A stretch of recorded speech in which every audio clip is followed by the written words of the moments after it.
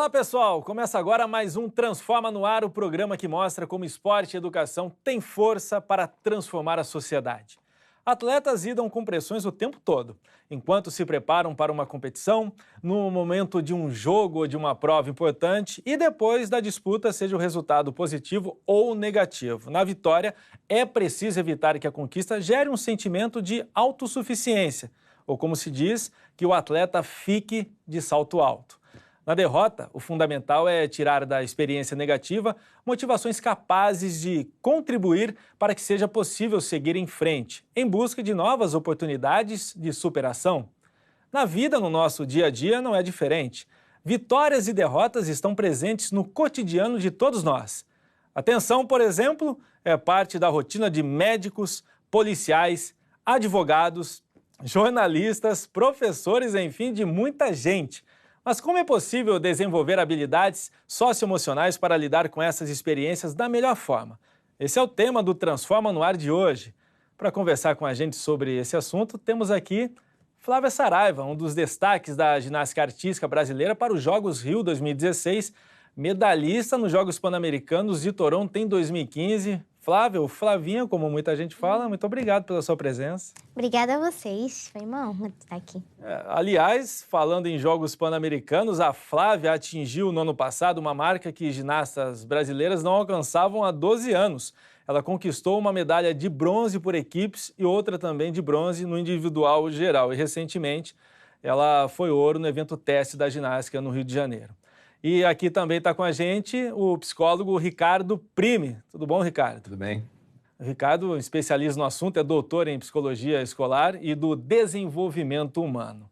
Bom, já vamos começar a falar sobre habilidades socioemocionais. Primeira pergunta, Ricardo, eu faço para a Flávia, porque a Flávia, a gente imagina que aos 16 anos, tão novinha, vive constantemente pressões, porque vai disputar seus primeiros Jogos Olímpicos, né, na vida. E daí, essas pressões são como controladas no dia a dia? Tem um trabalho para isso, Flavinha? Explica para a gente.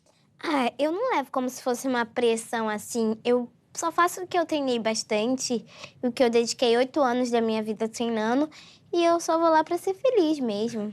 O prazer ajuda, né? Te estimula, vamos dizer assim, né? Ajuda bastante, porque eu só quero estar lá e fazer o que eu amo fazer e ser feliz, dar o meu melhor. Mas hoje, com 16 anos, você mostra essa maturidade, mas imagino que um pouquinho antes, iniciando na ginástica, nas competições, vinha um pouquinho aquele friozinho, você tinha que controlar suas emoções, algumas situações, para lidar não só com a vitória, mas na derrota também? Sim, claro, nas minhas primeiras competições, eu ficava nervosa, assim, e eu vi que isso foi me atrapalhando um pouco, e aí eu treinei bastante, tive trabalho de psicólogos e ajudou bastante. E já que a gente está falando de psicólogo, daqui a pouco você vai falar um pouquinho como é que eu trabalho com você, vou perguntar para o Ricardo o seguinte, se existem técnicas, então, para controlar essas emoções, tanto no esporte quanto na vida também? Sim, eu acho que as emoções, nós nascemos já com... e temos experiências emocionais desde muito pequenininho, né? Como elas vêm conosco, as emoções. Mas com o tempo, quando você vai aprendendo, vai se desenvolvendo, você vai aprendendo a linguagem, como pensar sobre suas emoções, refletir sobre suas emoções, né? E as situações essenciais da vida que envolvem muitas transições, ou, por exemplo, situações muito... como essa, por exemplo, da competição, etc., geram uma grande carga emocional, né? Então, viver essas situações e aprender a controlar, eu acho que é fundamental. Como acho que a Flavinha disse, que no início ela tinha mais, sentia mais atenção, mas à medida que ela vai experienciando novamente, refletindo sobre o assunto, né, sobre o que está acontecendo naquela situação, vai aprendendo a controlar e a se regular. Mas em algumas ocasiões essa pressão, ela não vem já contínua, vamos dizer assim, ela vem aparecendo no dia a dia. Por exemplo, um atleta está treinando, já tem uma certa pressão para buscar o melhor sempre no dia a dia, pelo técnico que faz, ou dela mesmo, entendeu? Então é um mecanismo que tem que viver sempre sendo ligado ou desligado, né? As emoções, elas aparecem em situações de transição, elas nos informam sobre o que está acontecendo na nossa vida, né? Então, algumas situações importantes você tem alguma emoção, né? A gente tem vários tipos de emoções, por exemplo, tem medo, tem alegria, tem tristeza, e elas estão sempre informando alguma coisa importante que está acontecendo na sua vida, né? E então elas aparecem nessas situações. Então você não consegue, evidentemente, se provocar não, agora eu vou sentir essa emoção, né? Elas aparecem em função dessa vida de relação com o mundo, né? Então, por isso você precisa experienciar isso e aprender a refletir sobre elas e regular essas emoções. Flávia, como que você então regula essas emoções? Se mantém sempre tranquila para não deixar a carga muito pesada em você? Eu me mantenho feliz e eu treino muito para estar ali. Eu me esforço todos os dias, 4 horas de manhã, 3 horas da noite, e eu me esforço muito para estar lá. Então, eu já cheguei até lá, então eu vou ficar feliz mesmo, fazendo o meu melhor. E só para a gente entender o seu dia a dia. Então, você falou que treina 4 horas de manhã, depois à noite, mas o seu dia não para por aí. Não, eu tenho escola à tarde, é um dia um pouquinho puxado. Mas assim, para você dar aquela relaxada, então, porque treino de manhã e treino de noite se tornam obrigações, porque você é um atleta já de alto nível. E o estudo não pode ser deixado de lado. Claro. Mas aí, para você balancear um pouquinho, para não ter essa carga, você busca, assim, recursos, talvez em música, em brincadeiras, em diversão, em amigos, colegas, amizades, assim? Como você faz para dar aquela relaxadinha, assim? A gente sai no final de semana, a gente vai no shopping, vai muito no cinema. A gente gosta muito de ver filme, eu e as minhas amigas. A gente brinca, mexe no celular. É engraçado, assim, mas muita bobeira. Imagino que ela deva ficar muito mais feliz com o que ela faz do que infeliz. Mas quando chega a infelicidade em alguma situação? E aí, Flavinha? A gente sempre pensa em desistir e tal, mas eu penso assim que existem momentos bons e ruins, mas a gente nunca deve deixar de se abalar, porque quando você estiver lá no pódio, você vai olhar para trás e você vai ver que valeu a pena passar pelos momentos ruins, que na vida não tem só momentos bons. Então, aí você vai ver que valeu a pena passar e que todo o seu esforço foi bem pago. Ricardo, queria que você falasse um pouquinho desses conceitos aí, né? Sim, Você vê que ela já está bem preparada, né? Ela deve ser preparada diariamente sobre isso, né? Eu acho que isso que a Flavinha falou é um exemplo do que a gente chama de garra, né? Você tem também um termo, grit, que é usado, ou garra, ou determinação, né? Que é você pensar num objetivo de longo prazo, né? E querer obter a satisfação, a felicidade quando você realizar esse objetivo a longo prazo. E não, enfim, desejos mais momentâneos, né? Então, você é bastante determinada e está sempre treinando, enfim, se envolvendo muito com aquele treinamento para justamente ter aquele prazer lá no final, quando você atinge seu objetivo. Então, isso é super importante, acho que em várias situações da vida, mas especialmente no esporte olímpico, que você tem que treinar muito, né, e acabar para chegar num nível de performance muito alto, né? Mas a gente falando de habilidades socioemocionais, né? Que é até um tema, um conceito que cada vez mais presente nesse mundo, falando de esporte e tal. Como ter essa habilidade socioemocional? Porque eu imagino assim que na teoria a gente começa a criar dentro de nós caminhos. A Flávia, por exemplo, imagina que... Eu já estou meio acostumadinha.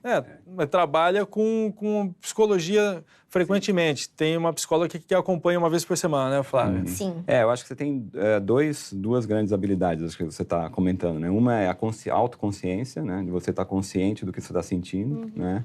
E outra é aprender a regular essas emoções, né? Mas acho que a primeira coisa é essa autoconsciência, né? Que eu acho que você está sempre treinando isso. Gente. Às vezes ela pede pra gente beber uma limonada. Ela, o que você tá sentindo? Azedo. Para você exercitar a espontaneidade, vamos dizer assim. Para ficar, assim, ampliar a sua consciência e perceber o que você está sentindo, né?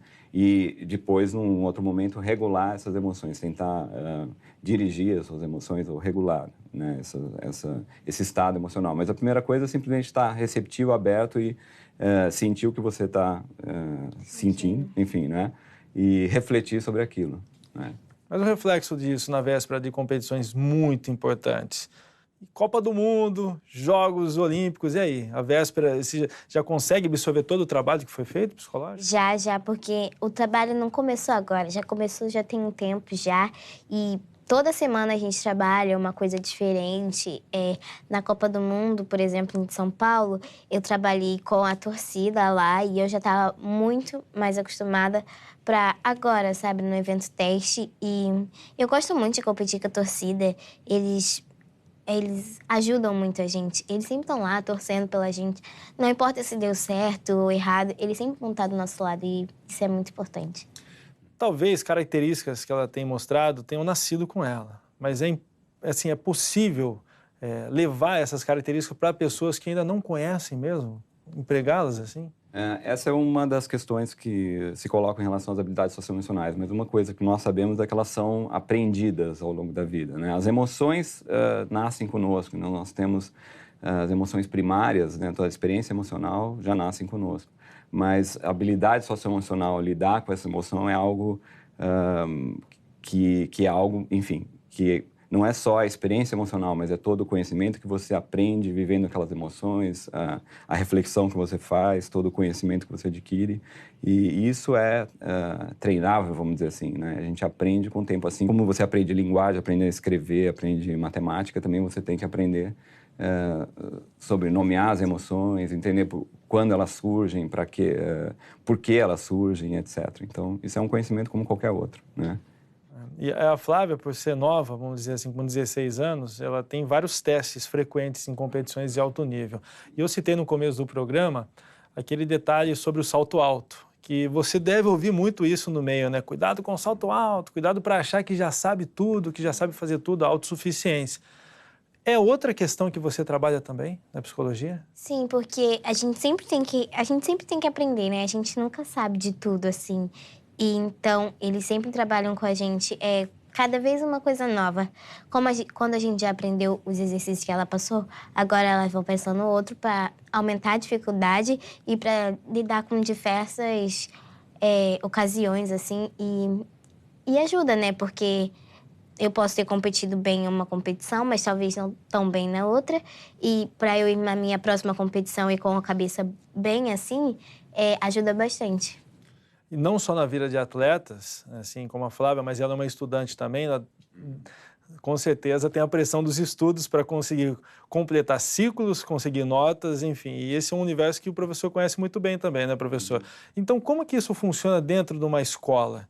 Assim, com aquele aluno que está em transição, está trocando, vamos dizer, de ciclos dentro da escola e tem que conviver sempre com professores diferentes, ele não vai se adaptar, talvez, numa mudança. Como que funciona isso? Porque, de certa forma, vira uma pressão dos dois lados, né? Esses momentos de transição têm o potencial de gerar diferentes experiências emocionais fortes. Por exemplo, você pode sair de uma escola e para uma outra e perder os amigos, então você pode ficar mais triste, enfim, né? Você pode se sentir mais ameaçado em outro lugar e então sentir mais medo, ansiedade. Então, esses momentos de grande transição na vida geram muitas experiências fortes emocionais e que, por outro lado, requerem também que você... Eles te dão a oportunidade de aprender sobre as emoções e aprender sobre você, como você reage, né? Conhecer melhor e se desenvolver, sempre assim. Coragem, excelência, igualdade. Esses são alguns dos valores que fizeram parte das atividades vivenciadas por alunos de escolas do Rio de Janeiro durante a formação de agentes jovens. Olha só. Esqueci o nome daquele, da Pitex, né? Nunca tinha visto Badminton, pô, nunca pensei em jogar badminton, poxa.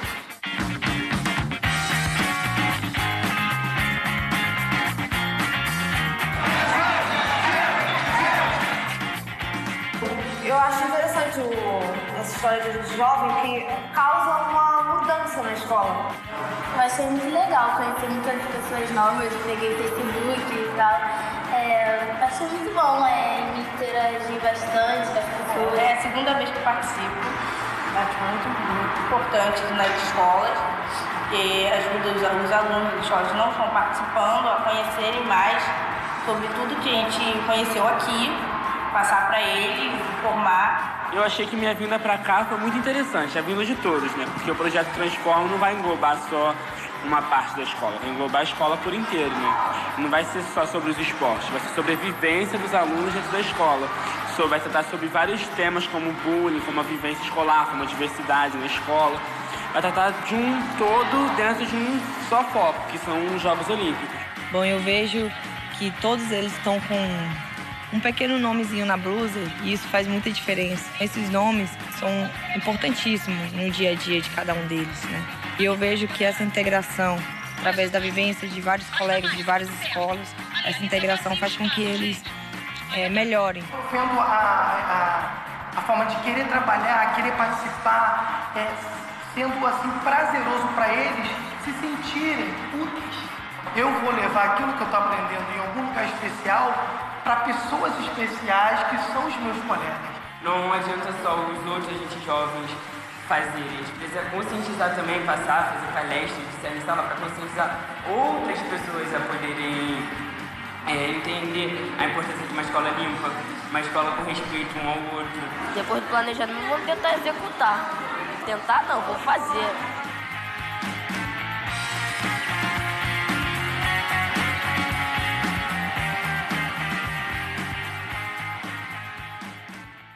Vissóri não vai tentar, ele vai fazer. Muito bom perceber essa garotada vivenciando alguns dos valores que são fundamentais na vida dos atletas e também no cotidiano de todos nós. E aí, professor, para a gente fazer uma relação com o que a gente assistiu agora, eu volto com a pergunta do fim do bloco anterior, sobre o papel do professor também como psicólogo, que é importantíssimo, né? O professor, enfim, ele tem função ensinar, e hoje em dia a gente tem uma ênfase grande nas escolas, lógico, o conhecimento, mas há recentemente uma ênfase muito grande nas habilidades socioemocionais, né? Que são muitas vezes ditas como habilidade de conhecimento para a vida, né? Então, na medida que o professor tiver também... esses programas também procuram desenvolver esse conhecimento, essa habilidade nos professores, para que eles possam ajudar os alunos, né? Então, o professor, ele é um modelo para os alunos, ou ele também, se ele tiver explicitamente um conhecimento sobre essas habilidades, sobre como desenvolver, é lógico que ele vai poder desenvolver e ensinar isso aos alunos com muito mais eficácia. O conhecimento é tudo também para isso. E eu imagino que, no caso da Flávia, como eu falei do estudo no bloco anterior, como que você lida com isso tudo? Se há uma relação, por exemplo, eu tenho que treinar hoje um movimento que eu não posso errar. Então, você fica com aquilo na cabeça. Eu tenho uma prova no dia de hoje que eu também não posso escorregar, eu tenho que terminar essa prova. Como que você faz essa relação para não afetar sua cabecinha? Eu penso em fazer uma coisa de cada vez. Primeiro o treino, depois a escola, depois o segundo treino. Para não juntar tudo e caso meu dia não tenha sido muito bom, para não atrapalhar as minhas outras coisas que eu tenho para fazer. E o papel do seu treinador também? Porque você tem um psicólogo lá, você tem as suas sessões, mas e o papel do seu treinador como psicólogo, de puxar no cantinho quando está vendo que você não está bem? Há um diálogo muito profundo, assim, para tentar entender o que está acontecendo contigo? O meu técnico, ele conversa bastante comigo. É uma conversa que todo final do treino a gente conversa, como foi o treino. Ele me pergunta como é que eu tô fora do ginásio, dentro do ginásio, para que nada possa me afetar mesmo no meu trabalho. Muito bacana. Eu fico imaginando também tipos e pressões diferentes, como a gente falou no início do programa, eu falei agora do estudo, né, relacionado ao esporte. Eu vou aumentar essa relação. A gente tem o Enem, né, que acontece todo ano, né? E eu fico imaginando a cabeça do estudante que coloca o Enem dentro dele, que ele tem como meta, né, obter uma nota boa, e estuda e se dedica. É parecido com o que o atleta faz no dia a dia? Dá para fazer essa relação? Sim, eu acho que em todas as situações são situações importantes e marcantes, né? Ela precisa ter um desempenho efetivo naquela situação. Mas como eu acho que a Flávia está colocando, isso tudo muitas vezes, você consegue isso com o treinamento anterior, né? Sempre treinando bastante, né? E chega naquele momento você simplesmente realiza aquilo que você estudou por muito tempo, né? Evidentemente, em algumas situações, a pessoa pode ficar um pouco mais ansiosa, mais nervosa naquela situação, mas o treinamento anterior é algo muito importante, né? Que vai facilitar, então, a pessoa lidar com aquela situação. Mas quando a gente fala de Enem, o fracasso numa prova pode influenciar na próxima também, né? Se o aluno não lidar bem com a cabeça para a próxima prova, ele não pode ter ido muito bem na primeira oportunidade que ele teve e ele carrega um certo peso se não for trabalhado também para a próxima, né, professor? Daí ele pode pensar sobre o que ocorreu, que ele não foi bem, não é? Naquela situação, e aí estudar mais, ou enfim, se preparar mais numa segunda ocasião, e naquele momento se concentrar no que ele sabe, não é? E isso também é um dos aspectos da regulação emocional. Você pode estar ansioso, estar com medo, porque aquela situação é meio decisiva na sua vida, mas você tem que se concentrar naquilo que você sabe, né? Como a Flávia também mencionou no início, né? Foi o que ela citou, por isso que eu já continuo contigo, né? Você lidando com um certo fracasso, talvez que tenha acontecido, porque na ginástica acontece muito. Você tem exemplos de colegas seus que foram vistos como as grandes sensações em competições anteriores, antes mesmo de você iniciar na ginástica, e não tiveram aquele sucesso que eles esperavam. E depois tiveram de superar, né? Vamos dizer assim, viraram exemplos até para você. Como que você lida com isso no dia a dia com eles? Como que você vê a experiência deles para a sua vida, assim, também, Flávia? O erro acontece, né? Ninguém é perfeito, ninguém vai competir 100% em todas as competições. A gente sempre tem altos e baixos na nossa carreira. Mas vamos supor, a sua prova dura quanto tempo? Sua apresentação? Em cada aparelho, no solo e na trave, dura 1 minuto e meio. E na paralela e no salto, 40 segundos, 30. E para ela executar em 40 segundos e 1 minuto e meio essas provas, ela trabalha horas, trabalha dias. E aí, no meio dessa prova, tem um escorregão, tem uma falha. Até que ponto isso mexe com você e como não mexer ou recuperar-se na prova? Se você está ali, você está memorizado, né? Concentrado. E aí quebrou e... Aí você desconcentra um pouco, mas você não pode deixar de se abalar. Você tem que continuar para que passar um aparelho para outro aparelho e esquecer aquele aparelho que você errou, porque acontece. Não é certo de você acertar toda vez. Então acontece mesmo o erro, agora focar na próxima competição para que você possa acertar. E quando você tem torcida, normalmente na ginástica não há torcida contra, ou me corrija, há torcida contra? Não. Não, sempre aplaudem você, sempre incentivam. Isso até que ponto também te auxilia na competição, ou fica neutro? Não, eu gosto muito quando a torcida tá lá. Eles sempre estão lá, dando força pra gente. Na hora que a gente se apresenta, eles ficam quietinhos, assim. Aí, quando a gente termina, eles batem bastante palma. E isso ajuda muito. Na minha coreografia nova, até, que eu tenho no solo, eu peço até palmas para as pessoas, para ajudarem mesmo.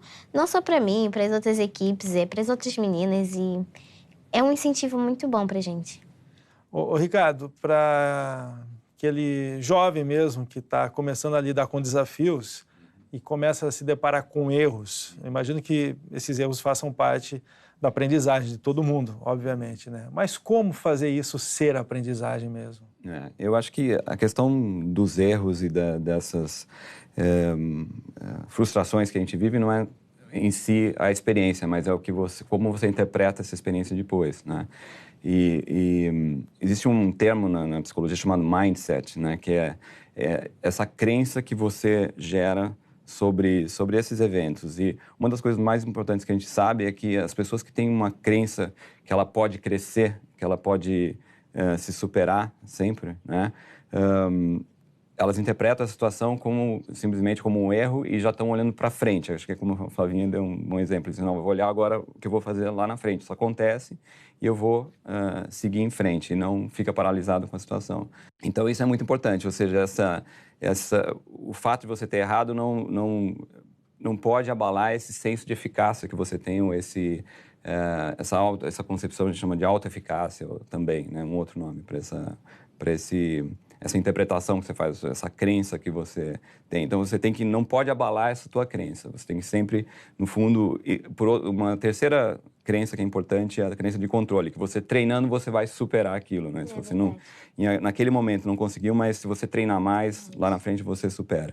Então, essas crenças são super importantes. Você fica mais confiante. E isso é uma das coisas bastante importantes na educação, porque os professores também...